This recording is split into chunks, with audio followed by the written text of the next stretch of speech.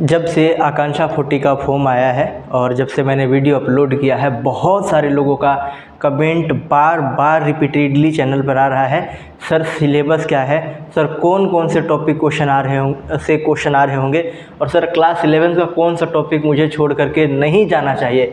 Hello everyone, welcome to BSL academy. मेरा नाम है रवि रंजन और पिछले 2-3 सालों से आकांक्षा 40 के लिए भी पढ़ा रहा हूँ। 5 सालों से मैं ऑफलाइन इंस्टीट्यूट में पढ़ा रहा हूँ। आपको ये जान करके अच्छा लगेगा कि अभी भी मेरे 5 स्टूडेंट आकांक्षा 40 के जो कार्यक्रम चल रहा है उसमें पढ़ रहे हैं और 2019 और 2020 में पूरे झारखंड में रैंक 1 हमारे इंस्टीट्यूट से आकांक्षा 40 एग्जामिनेशन में स्टूडेंट लाए हैं। ये सब बातें मैं इसलिए बता रहा हूँ ताकि आप मेरी बातों पर विश्वास कर सकें और जो मैं बता रहा हूँ उसको पढ़ सकें। आज के इस वीडियो में मैं बताने वाला हूँ कि कौन कौन सा टॉपिक है जिसको कि आपको छोड़ करके बिल्कुल नहीं जाना है आकांक्षा 40 में। टॉपिक बताऊँगा, सब टॉपिक भी बताऊँगा, किस तरीके का क्वेश्चन आएगा, किस तरीके का आता है, इस पर भी वीडियो बना हुआ है, जा कर के देख सकते हैं। पूरा प्रॉपर तरीके से जो चीज़ बताया उसको पढ़ करके जाना। इतना पढ़ने के बाद आपको जो भी एडिशनल चीज़ पढ़ना होगा पढ़ते रहिएगा। इसके साथ साथ चैनल पर मॉडल पेपर का सॉल्यूशन तो दे ही रहे हैं हम लोग। मॉडल पेपर का सॉल्यूशन के साथ साथ जितने प्रोबेबल क्वेश्चन बन सकते हैं उसका भी पूरा प्रॉपर डिटेल में वीडियो आएगा। जल्द ही लाइव क्लास चल रहा होगा, जुड़ना मत भूलना। पूरा प्रॉपर तैयारी अगर करना चाहते हो तो आकांक्षा 40 के लिए सबसे बेस्ट चैनल यही है। मिलते हैं हम लोग स्क्रीन पे, पूरे डिटेल में बताता हूँ कि कौन से टॉपिक को आपको छोड़ना नहीं है।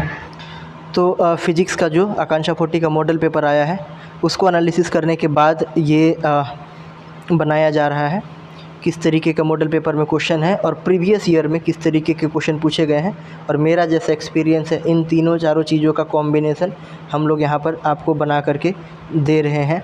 चलिए डिस्कशन स्टार्ट करते हैं। इससे पहले अगर आप चैनल पर नए हैं, आकांक्षा 40 से रिलेटेड आप तैयारी करना चाहते हैं, चैनल को सब्सक्राइब कर लेना चाहिए आपको। झारखंड एकेडमिक काउंसिल के स्टूडेंट है, जैक के स्टूडेंट हैं, वीडियो लेक्चर चाहिए, PDF नोट्स और बहुत सारा चीज़ चाहिए, चैनल को सब्सक्राइब कर लेना चाहिए आपको। या फिर अगर आप झारखंड रिलेटेड कोई एग्ज़ाम का तैयारी करते हैं या फ्यूचर में करने वाले हैं तो भी आपको यहाँ पे बहुत सारा एडवांटेज मिलेगा। फिर भी चैनल को सब्सक्राइब कर लेना चाहिए। दोस्तों को बताना होगा आपको इस चैनल के बारे में, तो हम लोग ज़्यादा से ज़्यादा आपके लिए काम कर पाएंगे।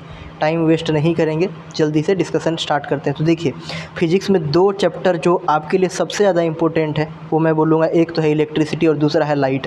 अगर आपके पास एकदम टाइम नहीं हो और कोई 2 ही चैप्टर पढ़ करके जाना हो तो यही दोनों चैप्टर होगा। सबसे पहले इलेक्ट्रिसिटी से रिलेटेड बात कर लेते हैं। देखिए, concept of charge. Concept of charge मतलब क्या हुआ कि चार्ज का कुछ प्रॉपर्टी होता है उस पर बेस्ड, जैसे क्वांटाइजेशन ऑफ चार्ज हो गया, कंजर्वेशन ऑफ चार्ज हो गया, तो ये सब बेस्ड क्वेश्चन पूछा जा सकता है।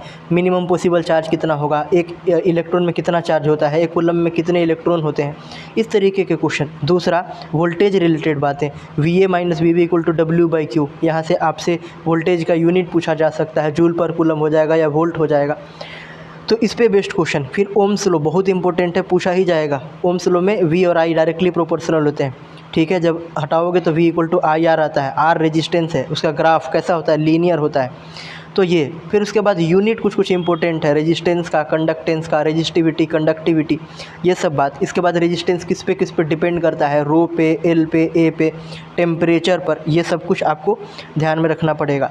सर्किट से रिलेटेड बात किया जाएगा, सर्किट में आपको क्वेश्चन पूछ दिया जाएगा, करंट का वैल्यू, वोल्टेज का वैल्यू, इस तरीके का। Series combination, parallel combination of register ध्यान में रखिएगा, ये भी क्वेश्चन पूछा जाता है। Open circuit, short circuit. Open circuit में रेजिस्टेंस जो होता है वो इनफाइनाइट होता है, शॉर्ट सर्किट में रेजिस्टेंस जो होता है वो 0 हो जाता है। और कुछ सेफ्टी डिवाइसेस भी पढ़ लीजिएगा, जैसे फ्यूज, ये सब के बारे में, अर्थिंग, ये सब के बारे में। इसके बाद अगर बात करें तो पावर पे based question, VI I²R V²/R, heat पे बेस्ड क्वेश्चन और हीटिंग इफेक्ट ऑफ करंट पे बेस्ड क्वेश्चन भी पूछा जा सकता है, नाइक्रोम वाइक्रोम से रिलेटेड, ठीक है। तो ये सब टॉपिक आपको पढ़ लेना है। दूसरा इंपॉर्टेंट टॉपिक जो है वो है आपके पास लाइट, इसको आप छोड़ नहीं सकते। तो रियल और वर्चुअल इमेज के बीच का डिफरेंस क्लियर होना चाहिए क्योंकि इसको क्वेश्चन बना के पूछा जा सकता है। मिरर समझिएगा, plane mirror, convex mirror, concave mirror, उनका बनावट में क्या दिक्कत है, बनावट में दिक्कत नहीं है, बनावट में क्या डिफरेंस है, और उसका जो इमेज बनता है उसका क्या प्रॉपर्टी है, वो भी बात आपको ध्यान में रखना चाहिए। कब रियल बनता है, कब वर्चुअल बनता है, कभी रियल नहीं बनता, कभी वर्चुअल नहीं बनता, इस तरीके का क्वेश्चन। इसके बाद रिफ्लेक्शन और रिफ्रैक्शन। रिफ्लेक्शन में लॉ ऑफ रिफ्लेक्शन, इस पर भी बेस्ड क्वेश्चन पूछा जा सकता है। रिफ्रैक्शन में लॉ ऑफ रिफ्रैक्शन, इस पर भी बेस्ड क्वेश्चन पूछा जा सकता है। स्नेल्स लॉ का दोनों जो है वहाँ से क्वेश्चन पूछा जा सकता है, ठीक है। मिरर और लेंस फार्मूला पे बेस्ड क्वेश्चन भी इम्पोर्टेंट है। रूल्स ऑफ इमेज फॉर्मेशन, किधर से लाइट रे जाती है तो किसके पैरेलल हो जाती है, पैरेलल होती है तो कहाँ से कट करती है, ये सब कुछ। फिर उसके बाद माइक्रोस्कोप आपको पढ़ना है, माइक्रोस्कोप एडिशनल टॉपिक है, पढ़ना पड़ेगा आपको। ह्यूमन आई एक ऐसा पार्ट है जिससे रिलेटेड क्वेश्चन आपको 100% मिलेगा। कौन कौन से पार्ट होते हैं, उन पार्ट का फंक्शन क्या होता है, क्या क्या डिफेक्ट है, वो जो होता है उस डिफेक्ट को करेक्ट कैसे करते हैं, उस डिफेक्ट का होने का कारण, और उस डिफेक्ट में इमेज पहले बनता है बाद में बनता है, इस तरीके का क्वेश्चन।